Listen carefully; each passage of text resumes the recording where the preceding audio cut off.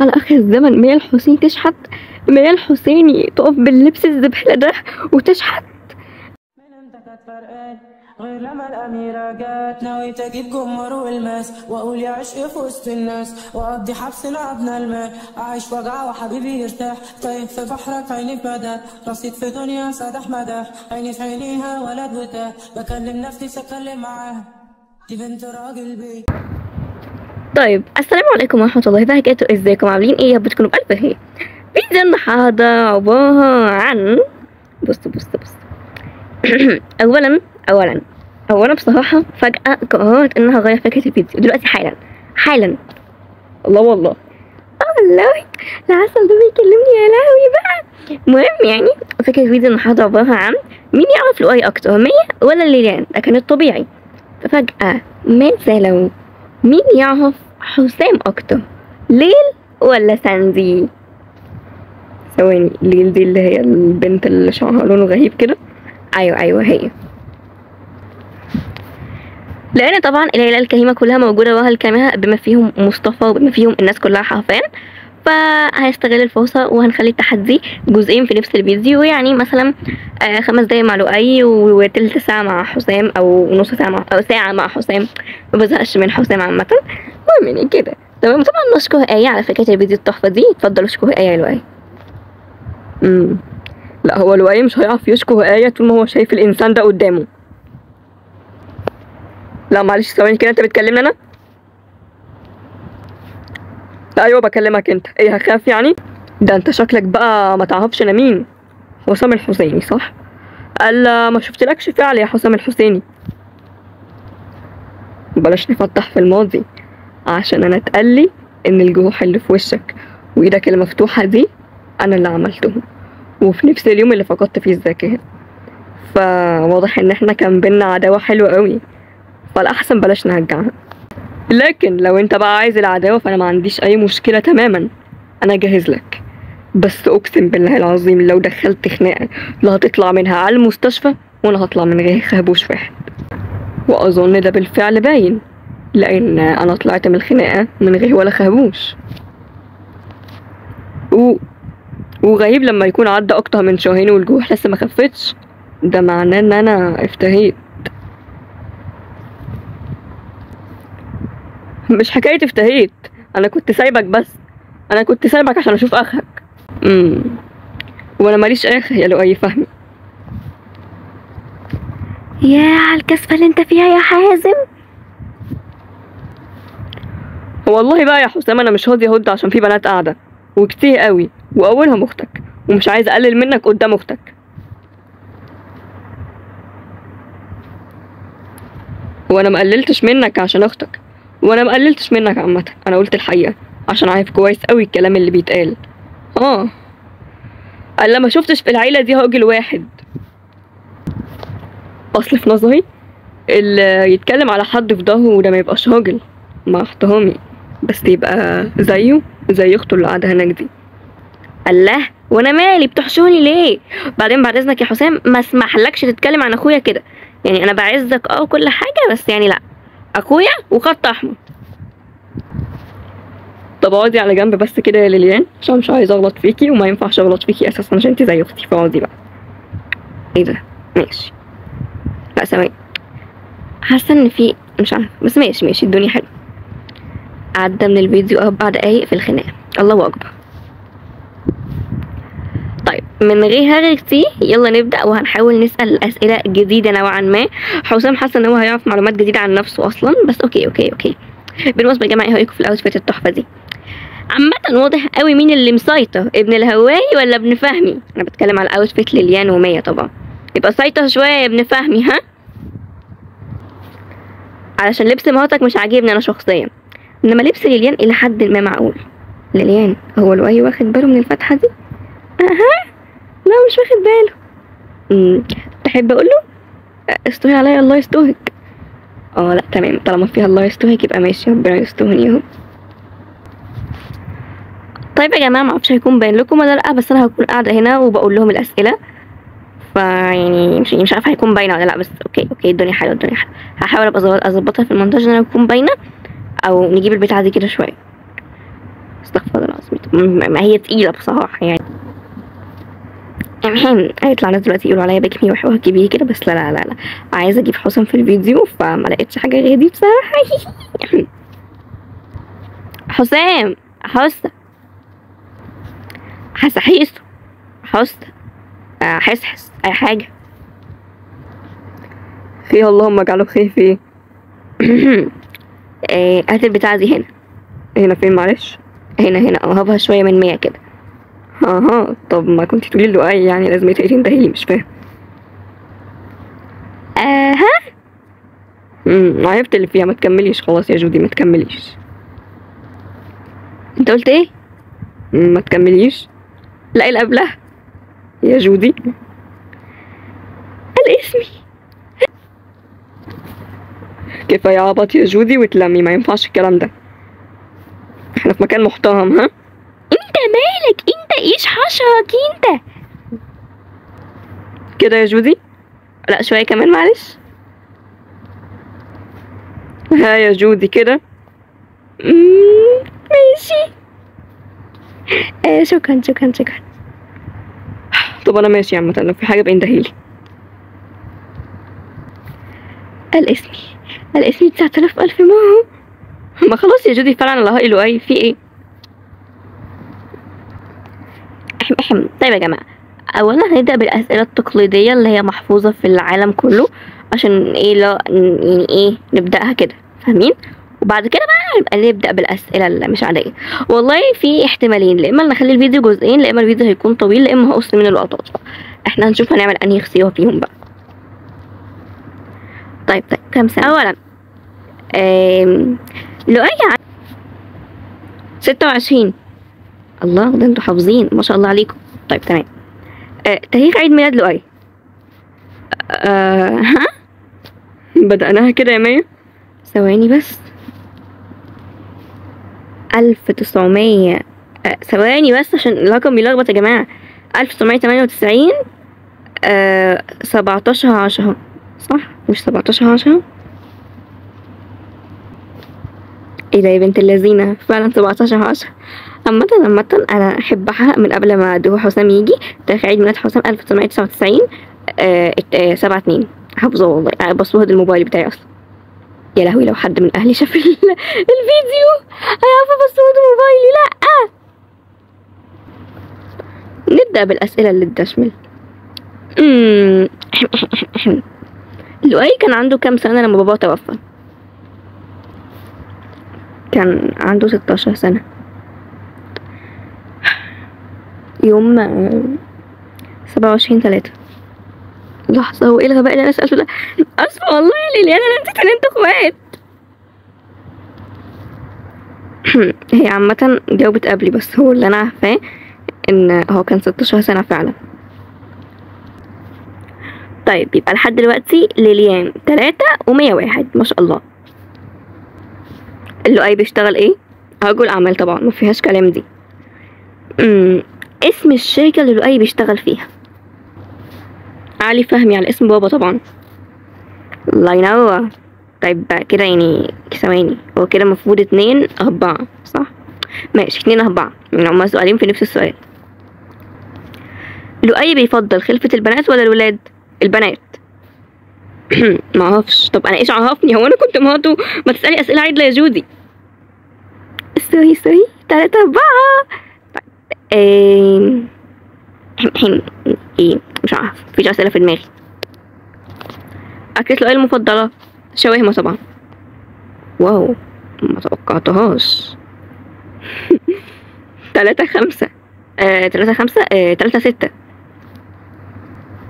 لا 2/5. بوظت ام الدنيا. ايوه 2/5. لا 3/5. 3/5 يا جماعة. 3/5. سوري 3/5. لا حول ولا قوة الا بالله. 3/5 يا جماعة. 3/5. فضحتينا يا مية. سوري بقى يا لؤلؤ. يا ايه؟ لؤلؤ. حسابي معاكي في البيت. لؤي في البيت. عيون لؤلؤ زي عيون يوسف كده. لون لؤي المفضل. ازرق. اسود. لا فعلا ازرق. ايه ده من امتى يا حسام؟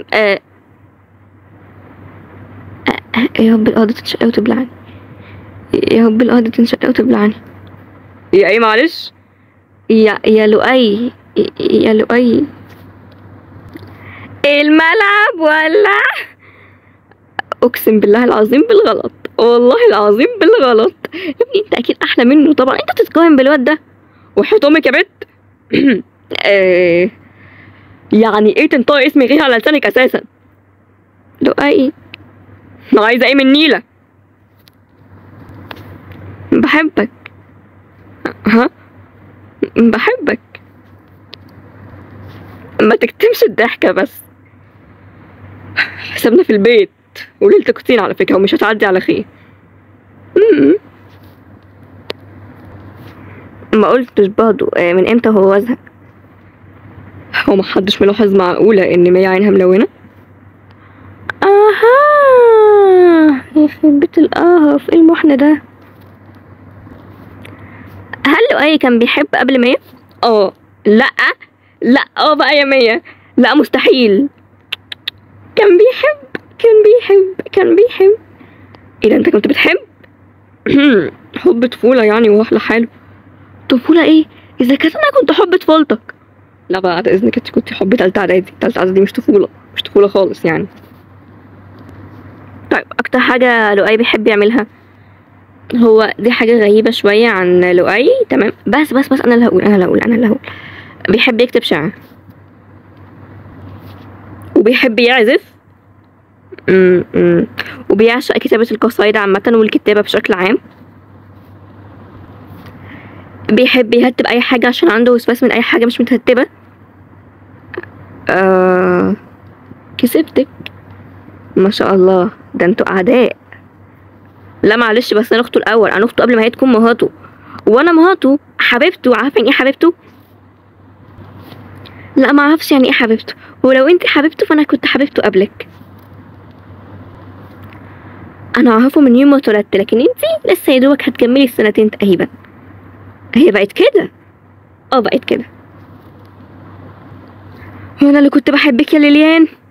طيب ماشي. لؤي بيحب يصرف كتير ولا مش بيفرق معاه؟ اهم حاجه ان الحاجه تكون حلوه. لا اهم حاجه ان الحاجه تكون حلوه، مش بيفرق معاه. بيصرف كتير طبعا. الله ليان فهماني. وانتهت الاسئله لحد هنا، عشان وهنا شخص اهم بصراحه مع احترامي يعني. واللي فازت معانا هي ليليان. ممكن سؤال مع احترامي طبعا، مش قصدي اضايقك يا ليليان، بس ازاي انت اللي كسبتي مع انك انت المفروض يعني مع احترامي طبعا ان انت وحسام علاقتكم لسه متحسنه من قريب، فازاي ده حصل بقى؟ يمكن لاني كنت دايما بهقبه وبعرف عنه كل حاجه، يعني بعيدا عن كل ده انا اعرف عنه حاجات كتير جدا جدا فوق ما تتخيلي. مثلا لؤي جت عليه فتره كان بيعشق السجاير ولكن بطل. مثلا اغلب الرجاله عامه بتحب القهوه اكتر من الشاي، او مش اغلبهم، هو يعني اللي في العيله وكده اللي هو بيحب الشاي اكتر من القهوه. ايه ده احنا هندخل في قصه حياته كده. حضرتك انا حافظه كل طقم عنده مع اني عمري ما شفته بيهم، بس حافظه. الله اللهم زي ليليان في حياتي. طب هو في ايه؟ ممكن افهم ايه اللي انتي لابسه ده؟ مش فاهمه. ماله مش ملاحظه انه قصير شويتين يعني؟ ما عادي يا حسام، فيها ايه يعني؟ اظن ان مية كانت لابسه زي كده يعني وانيل، مش عايزين نتكلم. مية عندها جوزها، هي مسؤوله منه هو، لكن انتي مش متجوزه ولا مخطوبه صح؟ ايوه. وما عندكيش اخ ولد. طيب وانا يعتبر في مقام اخوكي صح؟ يبقى ولبسك ده مش عاجبني تماما، فاحسن لك تغيريه. طب اغيره ازاي دلوقتي؟ مش فاهمه. هو ماشي انت معاك حق خلاص يا سيدي انا اسفه، بس يعني اعمل لك ايه دلوقتي؟ مش فاهمه برضه. اولا بعد اذنك من فضلك يا ليل تكلميني عادي، تمام؟ ده اولا. ثانيا ساندي انت مش معاكي لسه في العربيه تقريبا؟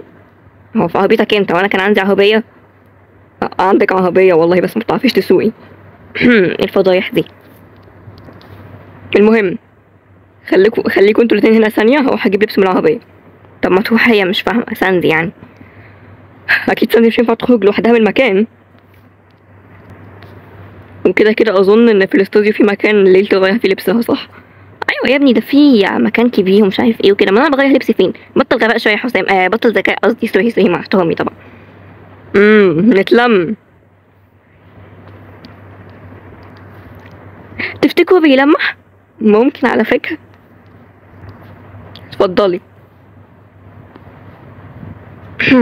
شكرا. من هنا يا ليل.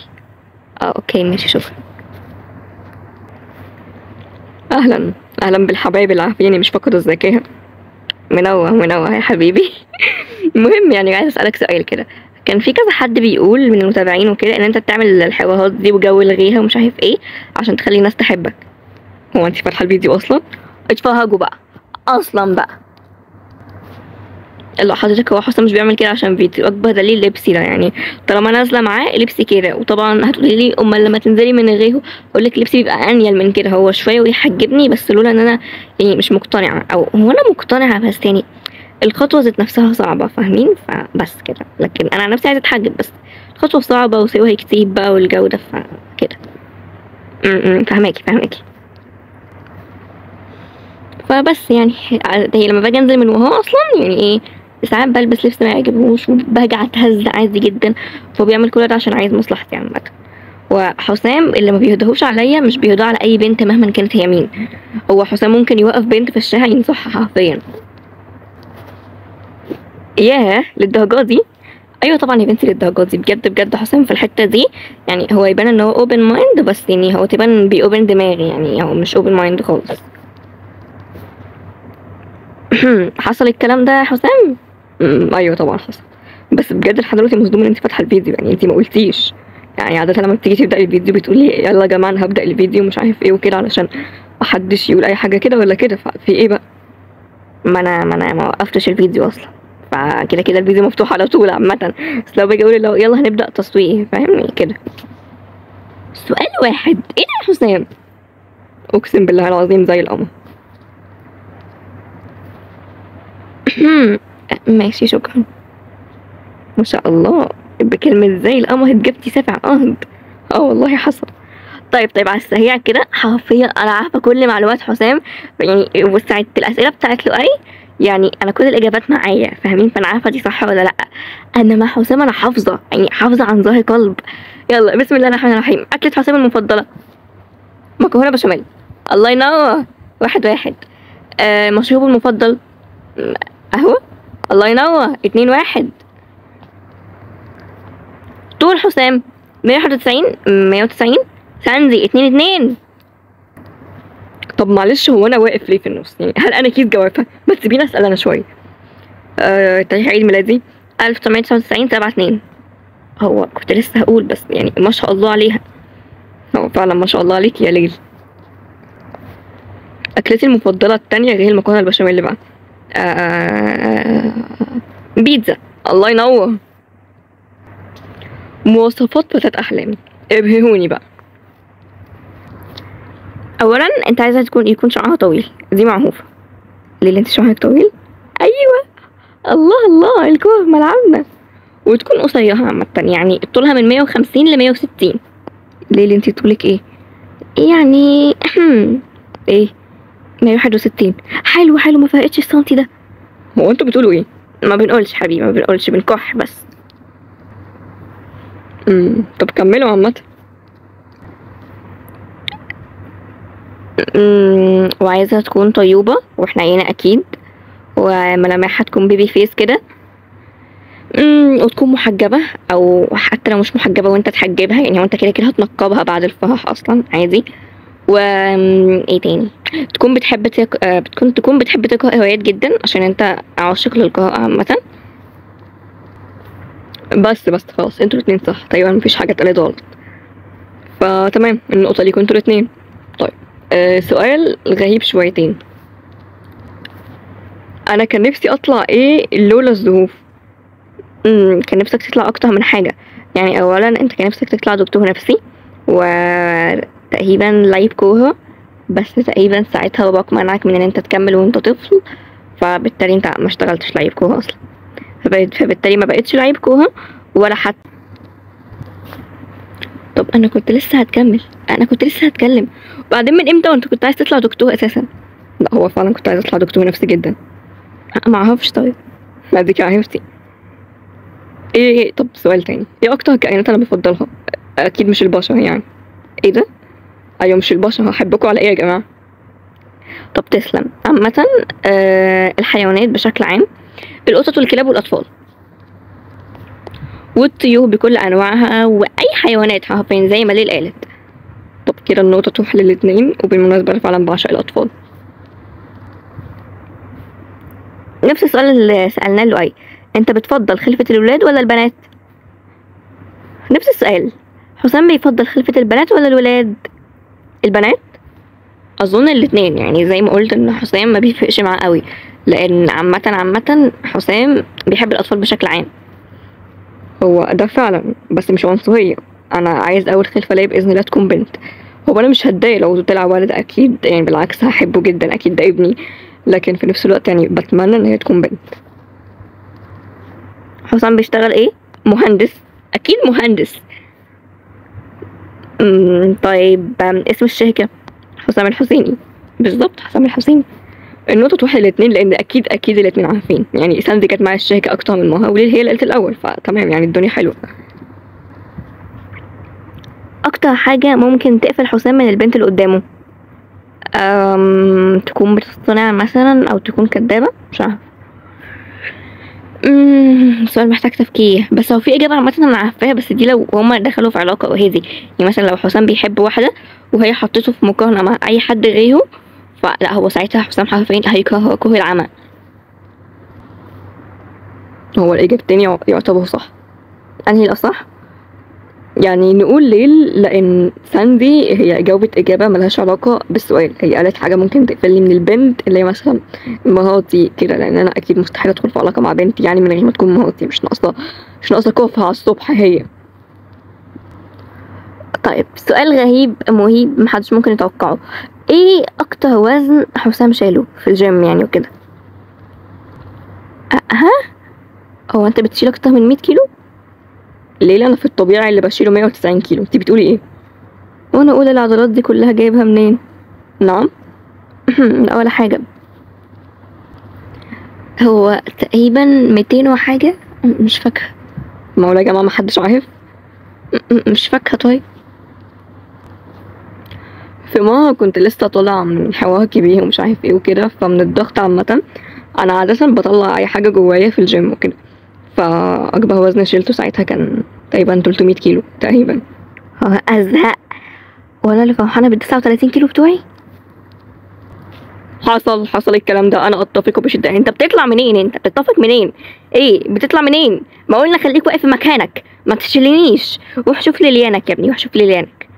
يا ستي كنت بطلبها من اخوها، دلوقتي مش موضوعنا. هو هي دي ماما كملت تطلبها فيها. انا زهقت والله. حصل فعلا طلبتها كتير قوي، بس مش موضوعنا. انا شاهد على الكلام اللي الراجل ده بيقوله. انا معايا الفيديو اللي هو كان بيشيل فيه 300 كيلو، ولو عايزين ننزله انا مستعده انزله عادي جدا. بعته لجودي وهي تنزله، حرفيا اقسم بالله العظيم كان شكله يا لهوي، الواد كان بيطلع في الروح. اكيد مفيش انسان طبيعي بيشيل 300 كيلو. طيب ولحد هنا والفيديو خلص. عملنا التحدي، والمفاجأة الكبرى ان اللي فازت في مين يعرف لؤي اكتر ليليان، واللي فازت في مين يعرف حسام اكتر ليل. واو، ليل هو جزء من اسم ليليان، لان احنا لو ضفنا على اسم ليل يه والف ونون هيبقى ليليان. هل دي اشاره لحاجه يا مصطفى؟ اشاره اني هتجوز ليليان؟ لا والله. وحسام هيتجوز ليل؟ ما اظنش، يعني ليل زي اختي. زي اخته. المهم عايزين نعاقبهم. انت عايز تعاقب مية وساندي يعني؟ طبعا حبيبة قلبي يا ساندي. انت ما بتتلمش ليه؟ اقسم بالله العظيم زي اختي، اخت حسام، وحسام اخويا، فطبيعي ان هي تبقى اختي يعني. بس هي مش اختك في الحقيقة يا حبيبي. انت اسمك مصطفى معتز الهوائي، وهي اسمها ساندي احمد فوزي الحسيني تقريبا، صح؟ ايوه ساندي احمد فوزي الحسيني. واو، لحظة، يعني حسام اسمه حسام احمد فوزي الحسيني؟ ايوه حسام احمد فوزي الحسيني، بابا اسمه احمد وجده اسمه فوزي عادي، يعني جده فوزي كلنا عارفينه وبس. يعني بعدها اسم العيلة بقى، عيلة الحسيني. الله، اول ما اعرف تقريبا. طب خلاص يا جماعة، عشان الفيديو طول مننا قوي، ما اظنش ان هيكون فيه عقاب. انا بقى عايزة اعاقبهم، انا عين فيكم عايزة اعاقبهم. هتتعاقبي يا ساندي؟ ايه ده؟ مش هتعاقب انا. هتتعاقبي وكلامنا اللي هيمشي، كلمتي مش هتنزل الارض ابدا. ومية هتتعاقب عين بقى فيكم انتوا كلكم على بعضكم كده. طيب يا جماعه، هنبقى نشوف الموضوع ده في الفيديوهات الشورتس اللي هتنزل بعد التحدي، ولو هيتعاقبوا هننزل لكم عقاب في فيديو شورتس. وبس ده كان فيديو النهارده. لو عجبكم ما تنسوش اللايك والشير وسبسكرايب وتفعيل زر الجرس عشان يوصلكم كل جديد، وتبعتوا الفيديو لاصحابكم اللي بيتابعوا عدو محاميه، وتحطوا لايك يا جماعه عشان احنا بنطلع في الفيديوهات حقيقي.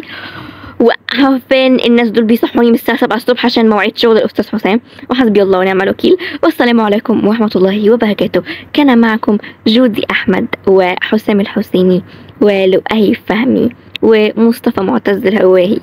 والسلام عليكم ورحمه